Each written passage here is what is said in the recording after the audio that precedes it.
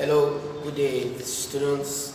Welcome to yet another session with Isaac Mantian Foundation. We are going to be studying a topic in government that is titled Mass Media.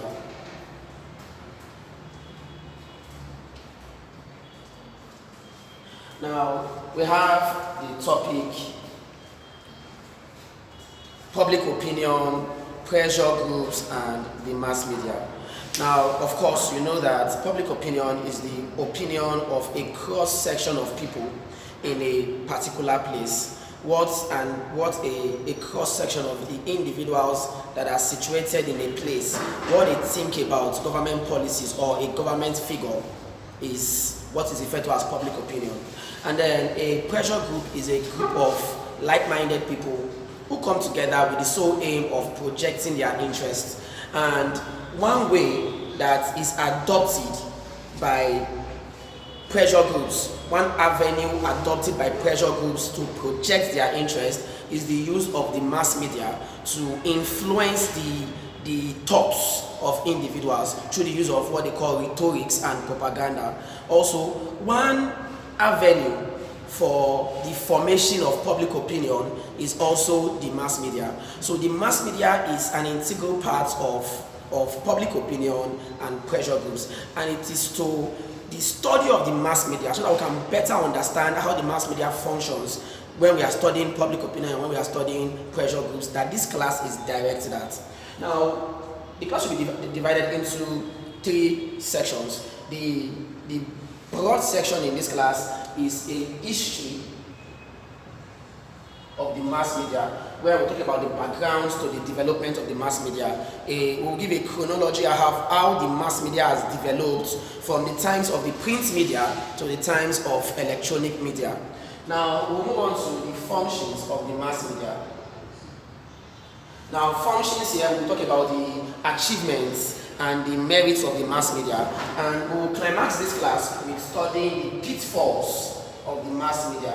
Now, pitfalls here mean the disadvantages, the things that the mass media has done actually that are not applaudable.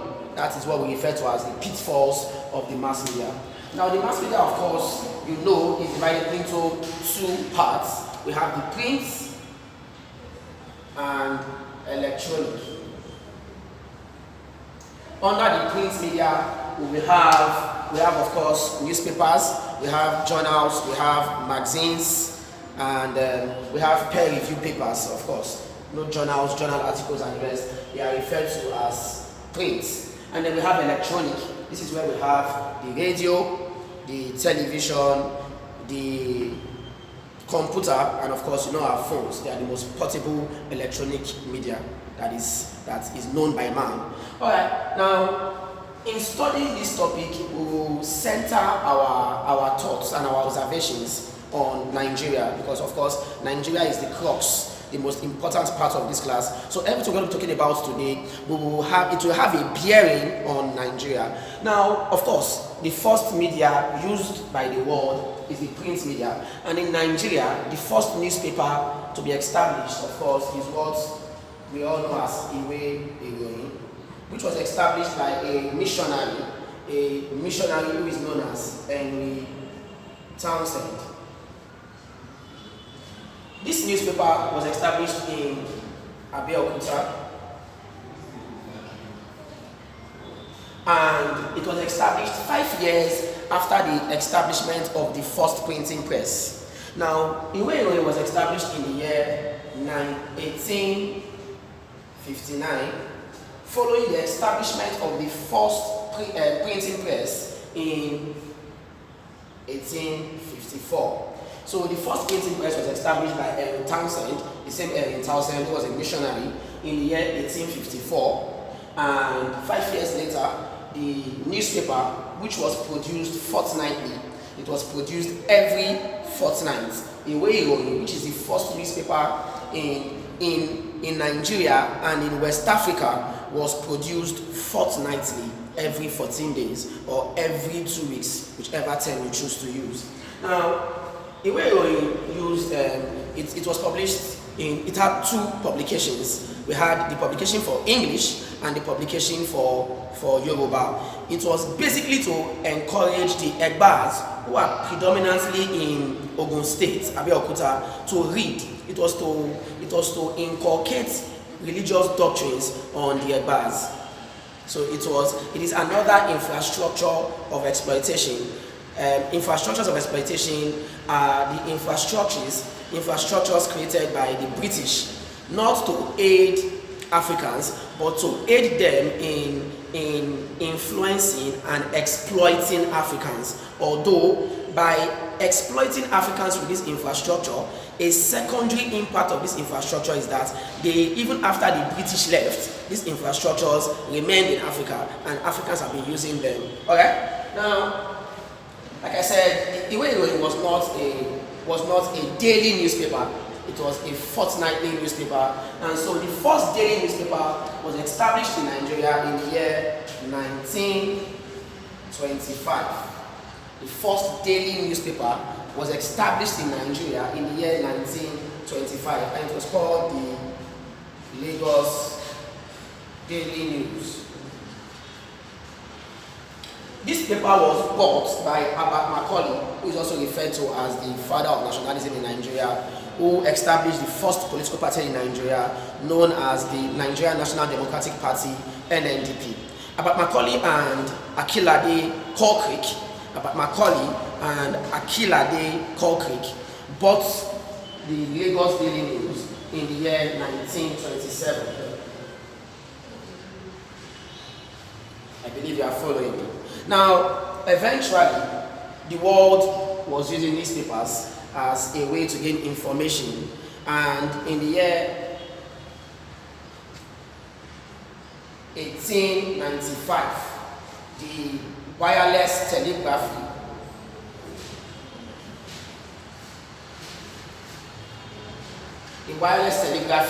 was invented in the year 1895. Now, the wireless telegraphy is what we know today as the radio.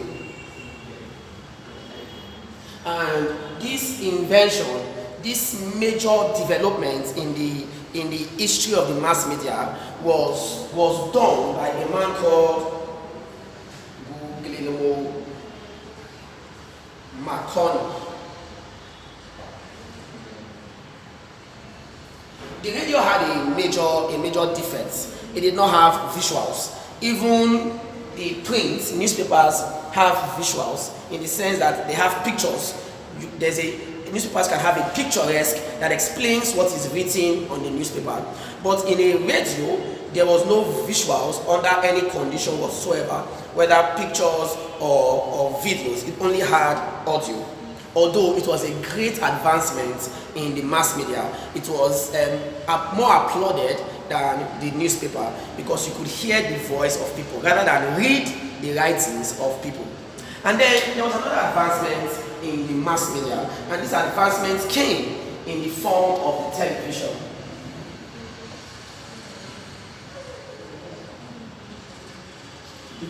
Several individuals actually lay claims to the invention of the television, but the Grolier Encyclopedia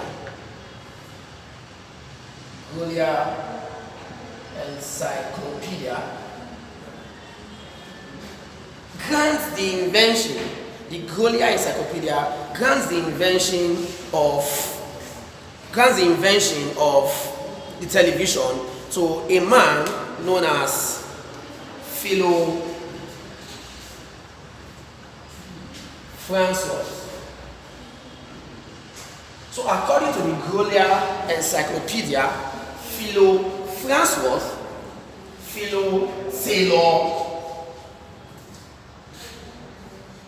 Taylor Francois is accredited to have established or invented the television in the year 1927 on September 7th. And so this was a great advancement. This was a great advancement in the mass media. If the invention of the radio, which had audio was an advancement in the mass media, the television, which had audio and coupled audio with visuals, was even a greater advancement, and the world could shout "Ooh!" for they had witnessed a great advancement in the mass media, where they could get information. They could get information, seeing presidents, world leaders speak to them. They can see world leaders speak to them. They can hear world leaders speak to them as well. And so the world felt that indeed nothing can be better than the television, until something came that was better than the television. And this thing came in the form of what we now know as what? Computers.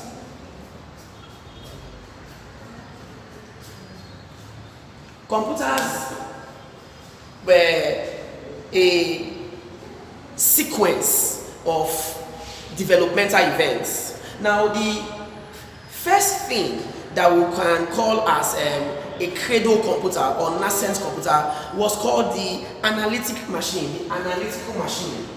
What we can say laid the foundation for the establishment of the computer was called the analytical machine. There were several developments made on the analytical machine from the year 1933 to the year 1971. And these developments made to the analytical machine are accredited to the German mathematician referred to as Charles Babbage. These developments, as I said, were between 1933 to 1971. So we can say for certain, or loosely speaking, that by 1971, the computer, as what we know it today, was established. I believe you don't understand me. Now, pay attention. Now, I told you that Guglielmo Marconi invented the radio, wireless telegraphy, in 1895. Now, the first radio that was established in Nigeria was established in Ibadan. In the year 1939. And the first television, after the invention of television, the first radio station, like I told you, was established in Ibadan in the year 1939. This is when the different regions of Nigeria were created. By 1939, Nigeria commenced the practice of regionalism after the southern region was divided into two, east and west, and we now had three regions as opposed to two provinces, north and south. Now, in the year 1959, the first television station in Nigeria and indeed in West Africa, the first television station in West Africa and indeed in Nigeria was established in the western region of Nigeria. And this television station was called the Western Nigerian Television. This station was established by the premier, or during the regime of the premier of the western region of Nigeria, Obafemi Awolowo. What we now know today as the National Television Authority is an offshoot of the first television station to be established in Nigeria, known as the Western Nigeria Television. Alright, now, all this, from the establishment of newspapers to the establishment of the radio, down to the establishment of the television, and of course the establishment of computers, are seen as the sequence of developmental events, or as the history of the mass media in the world and indeed in Nigeria. Now, the computers are not an end in themselves. The computers were made very effective with the establishment of the internet in the 1960s. The internet was established in the 1960s, and the internet brought into clear relief the functions of the computers. And the World Wide Web was eventually established in 1990 by a man known as Tim Berners-Lee. Tim Berners-Lee is accredited to have established the World Wide Web, which directs us to our website, www. Alright, now, having said this, let us quickly talk about the different functions of the mass media. Number one is that the mass media is used for the dissemination of information. And when we get information, of course, we know we are educated and enlightened. So we can simply say that the mass media is used for education and enlightenment. Number two, the mass media is used for entertainment. The mass media, of course, can be used for entertainment. Today, the mass media has even lost its value of education, and children of today, the youths of today, have now embraced the entertaining part of the mass media and have neglected the information and education part of the mass media. And this, of course, is one of the demerits of the mass media. We have now used the mass media as a tool for entertainment, and we have relegated to the background the initial objective of the mass media, which was to inform, educate, and indeed enlighten. For instance, the mass media, of course, number two function of the mass media is that it has made the world a global village. Now, the world is now borderless. Things that happen in an extreme part of the world, let's say in Australia, can be viewed at real time in Nigeria or in Togo or in Zimbabwe. So the world is now borderless. Things do not create constraints for individuals again. We now know what is happening indeed in the world's gendarme. The world's gendarme is called the United States of America. The United States of America is referred to as the international police of the world, so it is called the world's gendarme. The previous world gendarme was Britain, and of course Britain relinquished its world power to America in the Second World War. The Second World War commenced in the year 1939 and ended in the year 1945, and it was between two major powers, two major alliances, the Allied forces, which had Britain, France, and Russia, who were against the Axis powers, which had Germany, Japan, and Italy. And of course, the USA entered into this war in the year 1942 in an alliance, joining the Allied forces. So the USA became an ally of the Allied forces in the Second World War, and the USA offsetted the balance between the Allied forces and the Axis powers. And the coming into the war by the USA in 1942 spelled the beginning of the end of the war, because a great power had entered the war in favor of one alliance, that is the Allied forces. So the balance between the two alliances was now shifted in favor of the what? Allied forces. So we can simply say that the reason why the Allied forces won the Second World War was because the USA, which with all its ammunition and with the nuclear weapon, which was used for the first time in the historical annals of the world in the Second World War, the USA came with the nuclear weapon, which it nicknamed Little John. And the first two Japanese cities, or the first two cities in the world where the nuclear weapon was first used,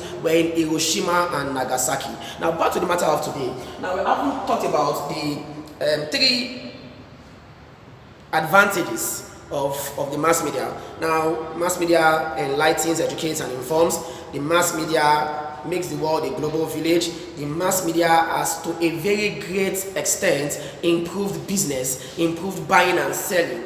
People can now buy and sell without moving a muscle, without leaving their houses. They can buy and sell, and so people have become millionaires because of the invention of the mass media, and because of the invention of a part of the mass media, which is called the social media, that has both Twitter, Facebook, and Instagram, and inter alia. Alright, now disadvantages or pitfalls of the mass media is that the mass media has been used as a tool for corruption.